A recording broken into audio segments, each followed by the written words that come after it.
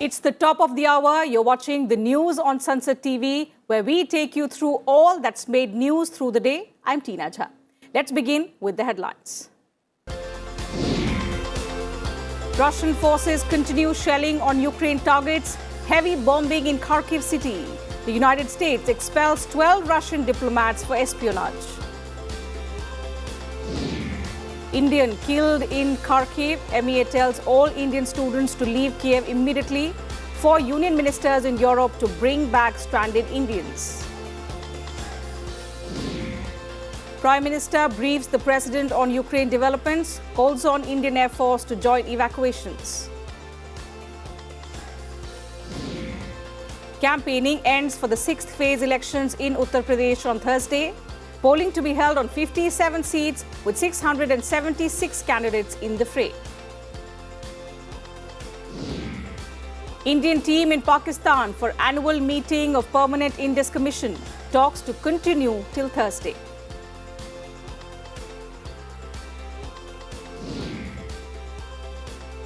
Details on each of the headline stories in just a while, but first a quick run-through of what else made news through the day today.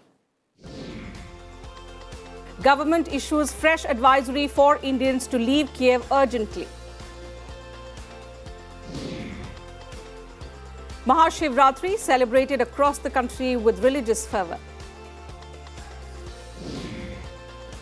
GST collection crosses 1.3 lakh crore mark in February, 26% higher than February 2020.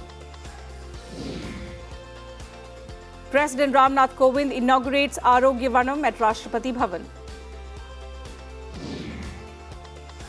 Jammu and Kashmir to bring 1,695 post offices under core banking system by March 2023. India reports 6,915 new COVID infections, active cases below 1 lakh after 2 months. Mild tremor of 3.4 magnitude recorded in Kutch district of Gujarat. US President Joe Biden tells Americans not to worry about nuclear war. Facebook owner Meta blocks access to Russia's RT Sputnik in the European Union. South Africa beats New Zealand by 198 runs in Christchurch to level series 1-1. First, all the news and updates from the Russia-Ukraine conflict. Russian missiles and rockets hit the Ukraine's second largest city, Kharkiv, in a deadly attack that left nearly 20 people injured. Ukraine's President Zelensky, meanwhile, addressed the European Parliament via video link, in which he appealed for EU membership. Here's a report. This escalating violence, which is resulting in civilian deaths, including children, is totally unacceptable. Enough is enough. Alarming footage from satellites showing a 64-kilometer-long Russian convoy approaching Kiev. Last heard, other convoys had also reached the doorstep of the capital city. On Tuesday, Russian forces pounded Ukraine's second-largest city, Kharkiv, once again. A massive explosion was heard outside the Soviet-era regional administration building in the city's central square. Ukraine said at least 6 people were killed and several others injured. On Monday, Russian and Ukrainian officials met, but there was no breakthrough. Ukrainian President Zelensky accused Russia of continuing its shelling, even as the negotiations were underway. Russian representatives, on the other hand, sounded more positive and assured of another meeting soon. In the middle of the conflict, President Zelensky signed a formal application for membership of the European Union. Meanwhile, the biggest victims of war continue to be the citizens of Ukraine. Many are seeking shelter in neighboring countries. According to the United Nations, the worsening situation could lead to the biggest refugee crisis of the decade. Till now, Ukraine has put up a strong resistance, but in the face of the Russian might, things could take a drastic turn without any warning. Bureau Report, Sansad TV. Sanctions and punitive actions are continuing on Russia. Let's examine their impact. Russia's currency, ruble, plunged 30% against the US dollar. Russian banks from the SWIFT international payment system. The exchange rate later recovered ground after swift action by Russia's central bank. Moscow's public transport department has warned city residents that they might experience problems with using Apple Pay, Google Pay and Samsung Pay to pay their fares. Russian bank VTB, that handles card payments in Moscow's metro, buses and trams, is facing sanctions. Over the short to medium term, for most of this year, there really isn't any risk for any financial instability or any threat to Russia's financial stability domestically, with the critical factor again being that SWIFT must at least have one channel open to allow for foreign earnings to be repatriated. International card companies MasterCard and Visa disconnected several Russian banks from their payment systems. MasterCard said it will continue to work with regulators to fully comply with their sanctions obligations. The card company did not specify which institutions will be cut off. The United States, meanwhile, is expelling 12 members of the Russian mission at the United Nations, accusing them of engaging in espionage. The Biden administration's action came on the 5th day of Russia's invasion of neighboring Ukraine. A U.S. statement to the United Nations said the Russian diplomats abused their privileges of residency in the U.S. by engaging in espionage activities that are adverse to our national security. Although Canada does not import much oil from Russia, Canadian Prime Minister Justin Trudeau announced that his government is banning all imports of crude oil from Russia. Oil company Shell is also exiting its Russian operations, including a major liquefied natural gas plant. It was the latest major Western energy company to pull out after rival BP abandoned its stake in Russian oil giant Rosneft. And India on Monday raised the issue of grave humanitarian situation in Ukraine at the United Nations Security Council meeting. India also said it is sending humanitarian aid to Ukraine, while also thanking countries neighboring Ukraine for helping in swift evacuation of all Indians. We are of the view that core principles of humanitarian assistance should be fully honored. Taking into account the humanitarian requirements in Ukraine, my government has also decided to provide urgent relief supplies, including medicines.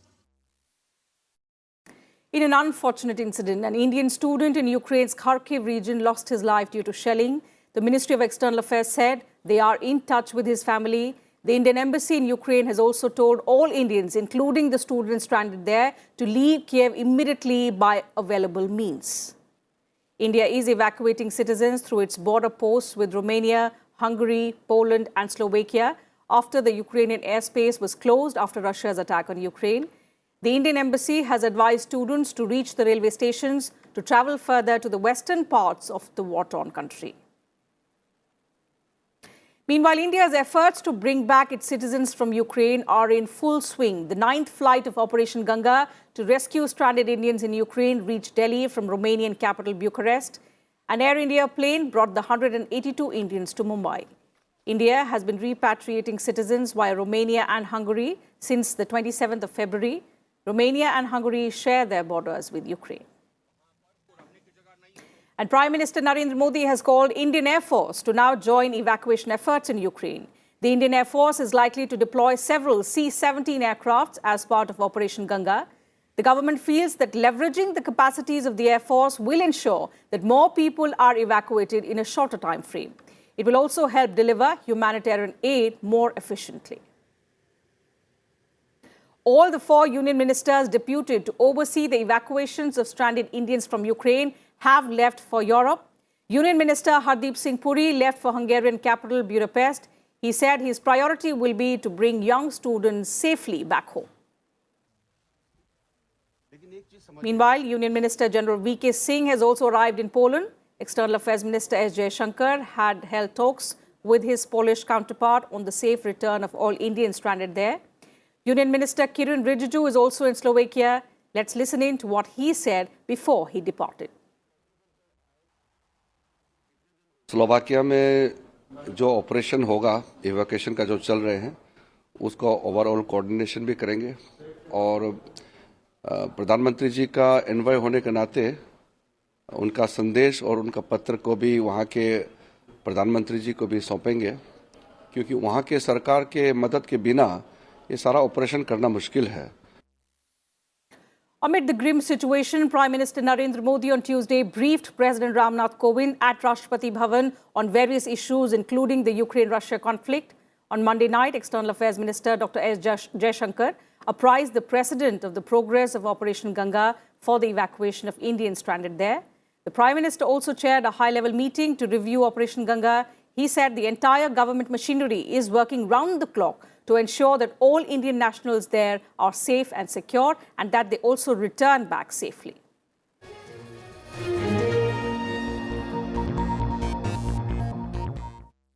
Let's now get you all the news and updates from the pole-bound regions.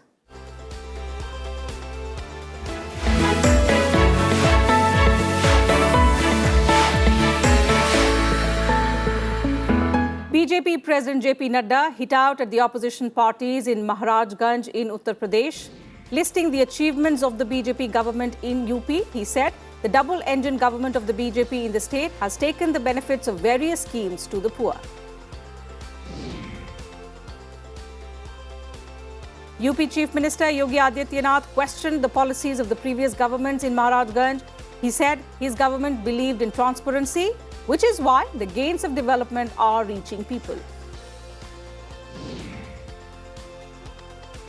Samajwadi Party President Akhilesh Yadav addressed an election rally in Balia, where he accused the BJP of cheating the public. He also promised to fill 11 lakh posts lying vacant in the state if the government is formed. Union Home Minister and senior BJP leader Amit Shah addressed an election rally in Manipur. He said the state government had done a good job of checking corruption and violence while ensuring peace, development and prosperity in the state.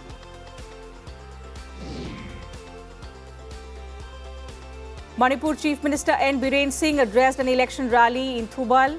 Listing all the achievements of the BJP government, he promised to speed up the development work in the state.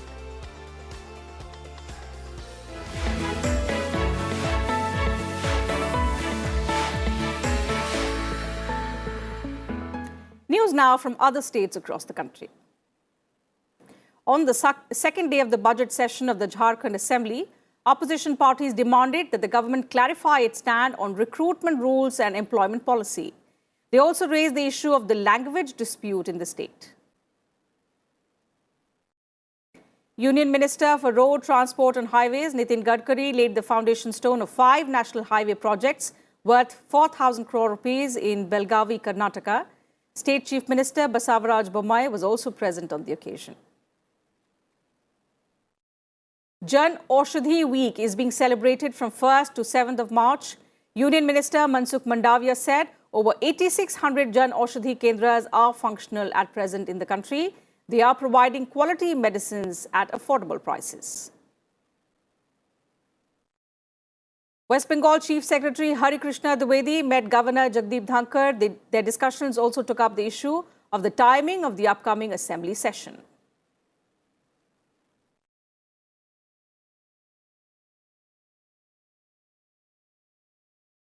Tamil Nadu Chief Minister Stalin turned 69 on Tuesday. Prime Minister Narendra Modi wished him over the phone and assured the centre's cooperation in the development of Tamil Nadu. Uttarakhand is relaxing all pandemic restrictions in view of falling COVID cases. All government offices have been open. Permission has also been given to open swimming pools and water parks. Nearly a dozen families were left homeless after a landslide in Jhalimat village of Rudraprayag district of Uttarakhand. A hillside slipped into the Alaknanda river, carrying away several houses. News now from the world of business and economy.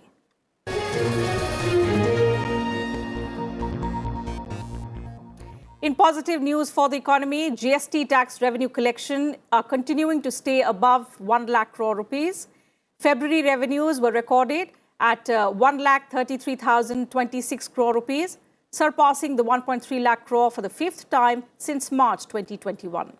February collections were 18% more than the same month last year and 26% higher than February 2020.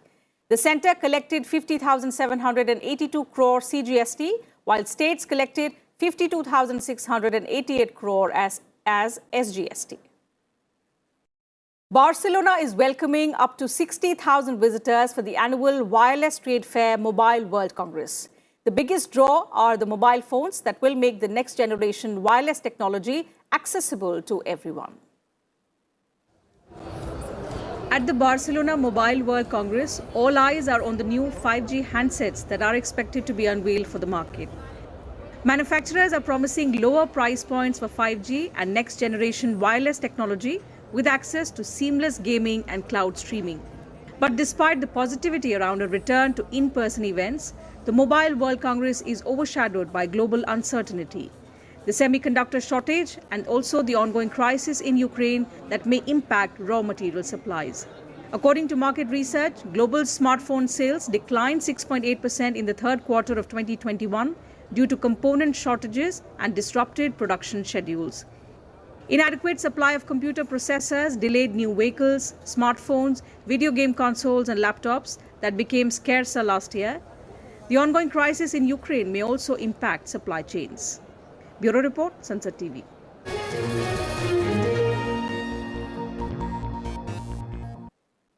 With that, time for a short break here, but coming up on the other side, World Football Body FIFA expels Russia from the 2022 World Cup. Details on the story when we return. Do stay with us.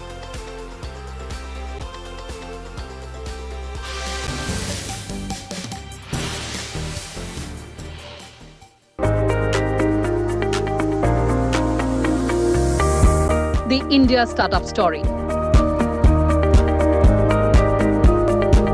Powerful ideas. Dynamic solutions. Innovation. Enterprise. Its success and challenges. Packed in a brand new show, The Journey of Startups, only on Sansad TV.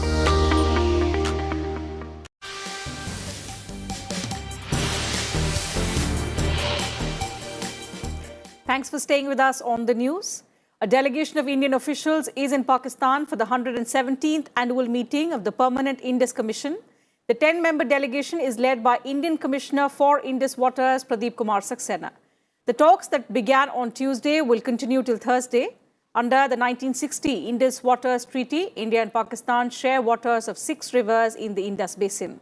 Of these, India has complete rights over 3 eastern rivers, Satluj, Beas and Ravi, while Pakistan has rights over the western rivers, Chenab, Jhelum and Indus. The PIC is a bilateral commission that implements and manages the goals and objectives of this treaty. News now from around the world.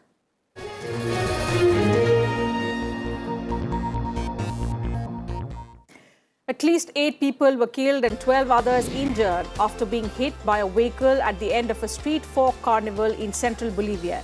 The accident occurred Sunday when dancers, musicians and spectators were returning to their homes after participating in the carnival parade. There was no police report as yet as to what caused the crash. In Bolivia, carnival activities began on Saturday with a folkloric carnival kickoff in Oruro. The festivities extend through Tuesday. Mexicans were left wondering on Monday as to what happened to about a dozen men who were lined up against a wall and shot dead by drug cartel gunmen in the town of San Jose de Gracia. The attack occurred outside a funeral service for the mother of an alleged hitman who worked for the Jalisco cartel. Investigators searched for evidence on Monday but said they cannot prove how many died because the attackers cleaned up the scene, washed the sidewalk and carted away any bodies. 8 people were killed in heavy rain that kept parts of Brisbane underwater in some east coast areas. The latest death was a man in his 50s who drowned on Monday after driving his car into floodwaters before dawn at Gold Coast City. The bodies of the man and his dog were retrieved hours later from a submerged car that had been washed from the road.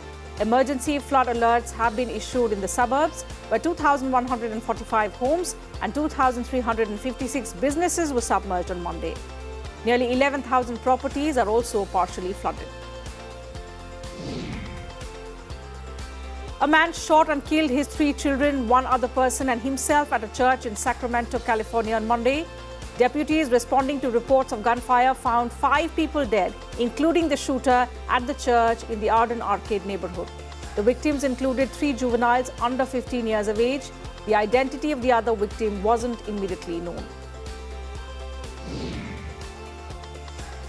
Australia's iconic Sydney Opera House and the country's parliament in Canberra were lit up in blue and yellow on Monday to show solidarity with Ukraine. Australia said it will provide lethal military equipment to Ukraine to help the Ukrainians resist the Russian invasion. The Australian government's announcement on Monday gave no details on what material it may be sending to the country. The world's largest civilian hospital ship is ready to sail for Dhaka in Africa, according to the charity Mercy Ships that has built it. The ship has been kitted out with the latest medical technology in the Netherlands. It will join other ships providing surgical care for sub-Saharan Africa, where 93% population have little or no access to healthcare. Here's a report. This 37,000-ton ship is the world's largest civilian hospital on water, with 6 operating theatres, eye and dental clinics. Global Mercy can treat 200 inpatients at a time while helping to train doctors in their countries of origin. In a few weeks, it will leave for sub-Saharan Africa with 1,000 professional volunteers who will pay their travel and accommodation costs. The wards are fully equipped with the latest medical technology to provide the highest standard of care for the patients. Over $200 million have been spent on refurbishing Global Mercy, whose aim is to allow volunteers double their work and train local healthcare providers in Africa's poorest countries. Mercy ships have been sailing for over 30 years, working for sustainable development of local medical care in West and Central Africa. They target areas where medical care is not free, affordable or timely, or the surgery safe. Bureau Report, Sansad TV.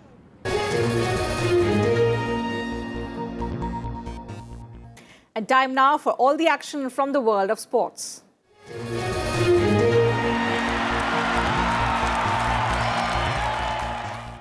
World football governing body FIFA has expelled Russia from the 2022 World Cup, and its teams have been suspended from all international football competitions until further notice. This is a direct fallout of Russia's military intrusion of Ukraine. FIFA announced it announced its decision in a joint statement with European football governing body UEFA. Russian clubs too have been banned from European competitions. UEFA has also ended its partnership with Russian energy giant Gazprom. The International Tennis Federation is under pressure to expel Russia and its ally Belarus.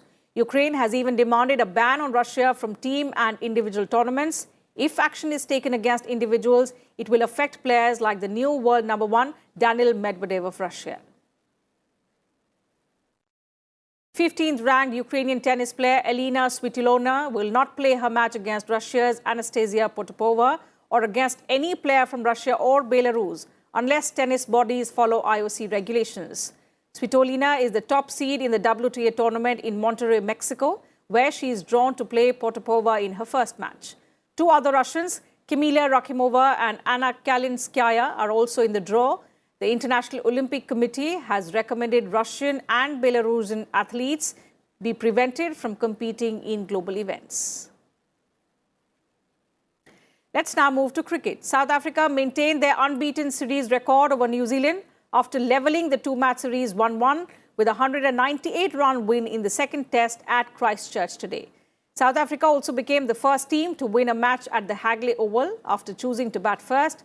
The Proteas set New Zealand a target of 426 and bowled them out for 227 to stage a remarkable comeback after losing the first match at the same venue by an innings and 276 runs, their second biggest test defeat ever. Indian women thrashed the West Indies by 81 runs in their final practice game before the 50-over World Cup begins in New Zealand. Smriti Mandhana's 66 of 67 balls helped India set a target of 259 for the Caribbean team. Indian bowlers, however, restricted the West Indies to 177 for 9. Pooja Wastrakar took 3 wickets for 21. Meghna Singh, Rajeshwari Gaikwad and Deepti Sharma took 2 wickets each. India played their first match in the World Cup against arch-rivals Pakistan on the 6th of March. Saurabh Chaudhary ended India's barren spell at the ongoing Shooting World Cup in Cairo, winning the gold medal in the men's 10-meter air pistol final. Saurabh beat Michael Schwald of Germany 16-6 in the gold medal match to win India's first medal at the event. The bronze in the men's 10-meter air pistol event was won by Artem Chernuzov of Russia. His country's flag was removed from the scoreboard because of Russia-Ukraine tension. Saurabh was third in the qualification stage with a total of 584 points. In the semi-final, he topped the groups with a score of 38. Saurabh rode back in the medal round, coming back from being the fourth among four shooters after 6 of 15 rounds.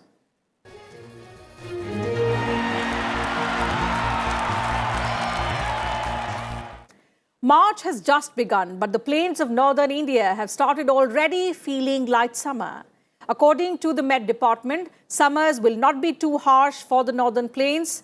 The weatherman has predicted that maximum temperatures will remain below normal in the northern plains, including Punjab, parts of Haryana, Uttar Pradesh and Bihar during the March to May period. However, maximum temperatures could remain above normal in states like Jammu and Kashmir, Ladakh, Himachal Pradesh, major parts of Rajasthan, also Gujarat and adjoining areas of Madhya Pradesh and Maharashtra. No heat wave is predicted in March in the northern plains. Mahashivratri was celebrated across the country on Tuesday with President, Vice President and the Prime Minister greeting people on the occasion. Devotees thronged Shiva temples across the country to perform Jalabhishek with chants of Har Har Mahadev. A large number of devotees reached the Kashi Vishwanath temple in Varanasi. The Mahakal temple in Ujjain, Madhya Pradesh was similarly crowded since morning. Temples in Delhi also saw huge gatherings.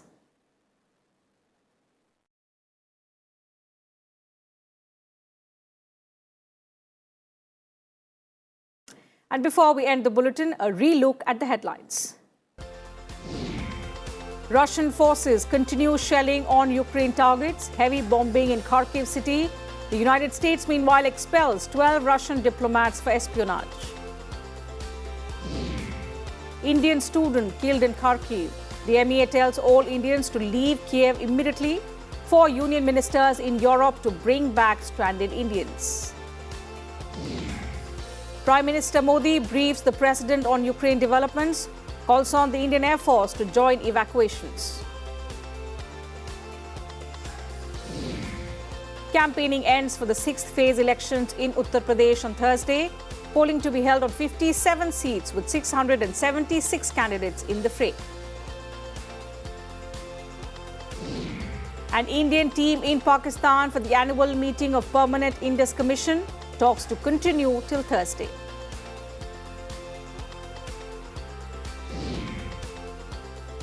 So that's it from us in this bulletin. Thanks very much for your time.